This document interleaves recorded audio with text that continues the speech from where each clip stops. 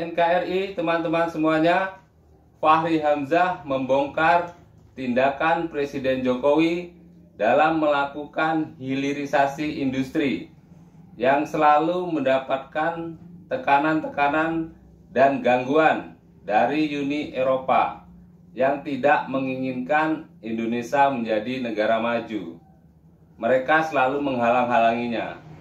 Bahkan Uni Eropa mengajukan gugatan ke Pengadilan Internasional WTO, World Trade Organization, atau Organisasi Perdagangan Dunia, karena Indonesia telah menyetop ekspor beberapa bahan tambangnya seperti nikel dan batu bara. Dulu Indonesia mengekspor bahan mentah, bahan tambang kita, sehingga harganya murah. Namun sekarang Presiden Jokowi mewajibkan minimal diolah dulu menjadi bahan setengah jadi, baru kemudian diekspor, yang bisa menghasilkan keuntungan berlipat-lipat dibandingkan jika bahan mentahnya yang diekspor. Begitu juga Presiden Jokowi mewajibkan Uni Eropa kalau menginginkan bahan tambang dari kita, Indonesia, mereka harus investasi, harus membangun pabrik-pabriknya, perusahaan-perusahaannya di Indonesia, perusahaan pengolahan bahan tambang, sehingga bisa menyerap banyak tenaga kerja selain mendapatkan keuntungan yang berlipat. Nah, inilah yang membuat Uni Eropa tidak senang. Mereka tidak ingin mengeluarkan biaya lebih banyak dan Indonesia mendapat keuntungan yang lebih besar. Mereka memang licik. Fachri Hamzah juga mengungkapkan hubungan kerjasama antara Presiden Jokowi dan Prabowo Subianto dalam menangani hal ini. Mungkin suatu hari akan makin banyak yang terungkap dimensi-dimensi dari rekonsiliasi Pak Prabowo dan Pak Jokowi yang dua kali bertempur di dua Pilpres 2019-2014 itu, Bang. Jadi misalnya hilirisasi itu, Bang, ya. Ini kita bicara global economy, ya. Saya dengar hilirisasi ini Pak Jokowi banyak diganggu. Banyak sekali diganggu. Karena ini kan macam watak VOC, Bang. Orang pengen cuma datang ke Indonesia, ngeruk sumber daya alam.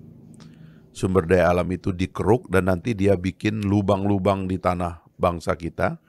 Habis itu rakyat dibiarkan miskin. Seperti teori kolonialisme kuno itu, ya, atau kapitalisme kolonial itu. Jadi kalau istilah Bung Karno itu kapitalisme rakus. Kapitalisme rakus, ya. Ya, apa namanya? Dirty, greedy capitalism, ya. Jadi teorinya itu tiga. Daerah jajahan adalah sumber pekerja murah. Daerah jajahan adalah sumber daya alam yang dikeruk. Daerah jajahan adalah sumber pasar bagi mereka. Jadi setelah mereka keruk sumber daya alam kita, buruh atau kerja murah gitu, dia kasih kita uang sedikit, lalu dengan uang sedikit itu dia jual produk-produk mereka kepada kita. Nah, akhirnya ngambil keputusan hilirisasi. Banyak yang ganggu. Karena basis dari industrialisasi kan begitu ekonomi itu kan, Bang. Kita dari sumber daya alam, lalu kemudian manufaktur dasar, manufaktur yang lebih modern, negara teknologi, ya kan, negara keuangan atau finance, kemudian jasa, baru consumption. Itu kan gradasi dari perekonomian. Kita ini nggak pernah boleh mengolah sumber daya alam kita sendiri. Dimainkan harganya, dihajar di WTO, macam-macam. Sekarang kita sudah kirim sinyal ke seluruh dunia, enough is enough. Indonesia nggak bakalan lagi menjadi tempat lu ngerambil sumber daya alam, ngerampok hasil alam dan tidak diolah di sini. Nggak bakalan lagi. Orang udah tahu itu. Dan itu tantangan besar yang tidak terungkap dalam Pilpres ini, Bang. Tapi di belakang layar ada yang bekerja supaya industrialisasi dan hilirisasi tidak diteruskan. Ya, saya ingin cerita pengalaman sedikit ketika saya ke Sumbawa Barat misalnya ya. Iya, ya. Saya Kampung lihat saya. saya melihat di sana ada satu industri tambang. Iya, Dulu dimiliki oleh Newmont, ya. sekarang dimiliki oleh PT Aman Mineral Aman misalnya. Mineral, ya. Nah, saya ke sana melihat bagaimana konsep hilirisasi itu manfaatnya seperti apa. Iya, Nah, dulu kan orang menjual emas sekaligus dengan tanah. iya, Di situ dalam tanah itu ada tembaga, ada emas, itulah yang kita ekspor keluar. iya.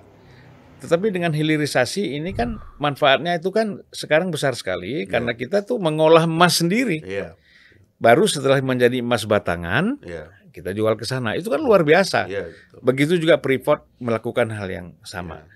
Jadi sebenarnya mereka-mereka ini satu memang ada yang ganggu, Iya, kemudian yang kedua dia takut invest yang besar. iya, Saya tanya misal Aman Mineral itu mereka investasi ya di lahan Newmont itu sekitar 7 triliun untuk hilirisasi. Kemudian Freeport hampir 9 triliun misalnya. Saya nggak tahu Cina yang bikin nikel-nikel itu berapa triliun di sana. Jadi ini investasi yang luar biasa sebenarnya. Nah ini orang nggak paham nih. betul. Orang ini kan gampang sekali tersentuh emosi, ya kan? Persoalan-persoalan yang sebenarnya bukan hal prinsip, Iya, gitu. Nah, kita bicara hukum dan demokrasi kan nanti bisa berangkat dari sini. iya, Kesejahteraan ini kan, iya, iya. gitu, Bung Fahri. Ya Nah, itu kira-kira yang mau diselesaikan oleh Pak Prabowo itu memang ya omong kosong lah, kita bicara demokrasi, kita bicara tentang gagasan-gagasan ideal, Bang. Kalau kita dijebak sebagai negara berpendapat terendah. dan kita masih negara kolonial, Iya. nih kolonialisme. Iya. Kalau kita tidak berhasil mengangkat pendapatan per kapita kita di atas 10.000 US dollar, ya sekarang kan sudah mendekati 5.000 katanya. Kalau tidak di atas 10.000, kita akan terjebak menjadi negara berpendapatan rendah. Ya. Nah karena itulah kita harus keluar dari sini. Pak Jokowi sudah bikin fondasi pada infrastruktur fisik. Saya kira kemarin saya ngomong sama Pak Prabowo juga cukup panjang tentang orientasi berikutnya itu adalah investasi SDM. Jadi kenapa Mas Gibran tuh ngangkat kartu kartu anak sehat, kartu lansia? Karena kita mau tidak mau basis bagi pertumbuhan ekonomi kita yang akan datang setelah infrastruktur kita bangun dan terus kita akan bangun adalah investasi pada manusianya. Iya, betul. Kalau anak-anak kita stunting, nggak bisa kita bicara superpower, nggak bisa kita bicara negara kuat. Orangnya, mohon maaf, kekurangan gizi. Dari dialog Fahri Hamzah dan Zulfan Lindan tadi, kita bisa melihat bahwa begitu pentingnya hilirisasi bagi Indonesia untuk kesejahteraan masyarakat dan tentunya untuk Indonesia menjadi sebagai negara maju, dan ini memerlukan dukungan dari kita semuanya. Nah, bagaimana menurut teman-teman semuanya? Terima kasih sudah menonton. Salam NKRI. Hurrah!